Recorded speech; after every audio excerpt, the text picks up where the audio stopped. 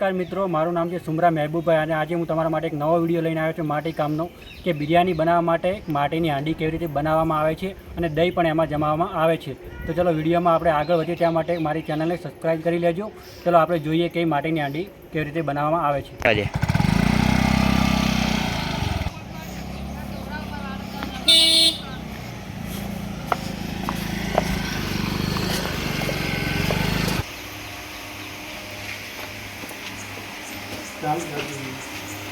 ચાલો તો મિત્રો આપણે બતાવીએ કેવી રીતે બનાવે છે હાંડી.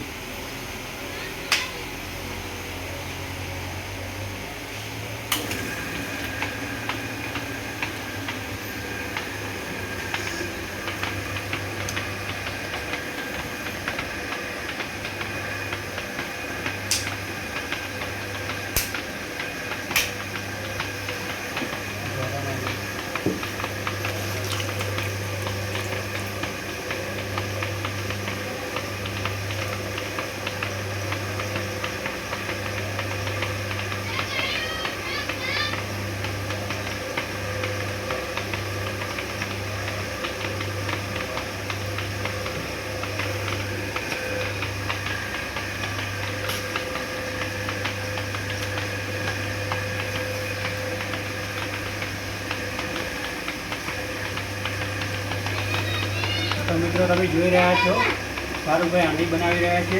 બહુ સરસ બનાવે છે ફારૂકભાઈ. તમે આમાં તો બિરયાની બનાવે ને ફારૂકભાઈ? બિરયાની બનાવે, દહીં જમાવે, દહીં પણ જમાવે અને બિરયાની પણ બનાવે છે. હા. તો મિત્રો તમે જોઈ શકો છો, દહીં પણ જમાવી શકો છો અને આમાં બિરયાની પણ બનાવી શકો છો. માટીના વાસણમાં બનાવવામાં બહુ સ્વાદ આવે છે.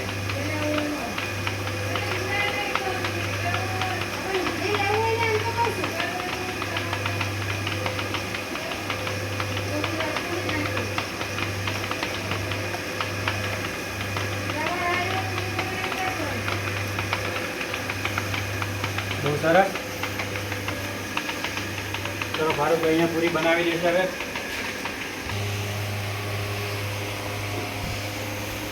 તો મિત્રો તમે જોઈ શકો છો આ રીતનું કટિંગ કરવામાં આવે છે. પહેલાં નેચે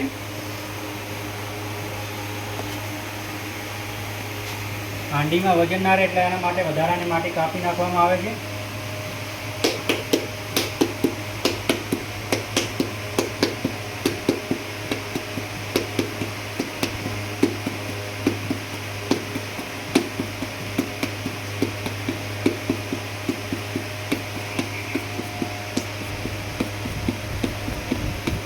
હવે ધીરે ધીરે હોલ પણ સ્લો થઈ જશે.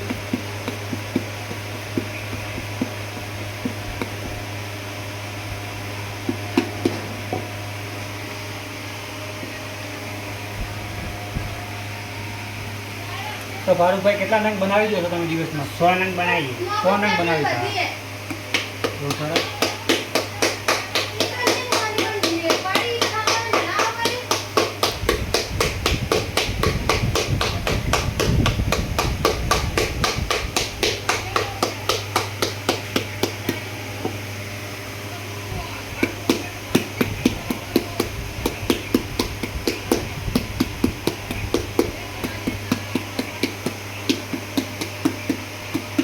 બહુ સરસ ફારૂકભાઈ. તો મિત્રો તમે જોઈ રહ્યા છો કે ફારૂકભાઈ બહુ સરસ હાંડી બનાવી દીધી છે. હવે